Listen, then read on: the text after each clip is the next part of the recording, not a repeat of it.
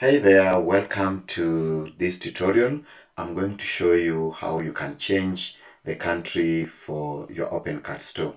So to do this, you need to first log in OpenCart admin panel and then ensure that you actually have the right permissions, because if you are not, maybe if you don't have the permissions, you might not be able to see some of the navigations.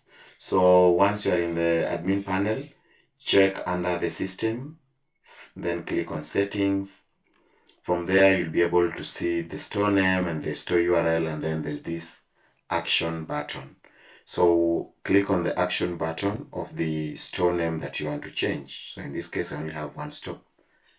So once you click edit, switch to the local tab. So on the local tab, you'll see my default country, which is United Kingdom, and you can change to whichever. If you're in the US, you can change to US. If you're in Uganda, Togo, Turkmenistan, wherever, just change the country, and yeah, that will be it. So in my case, I just change it to United States so that we are able to see that, and that's it. Okay, see you in the next video.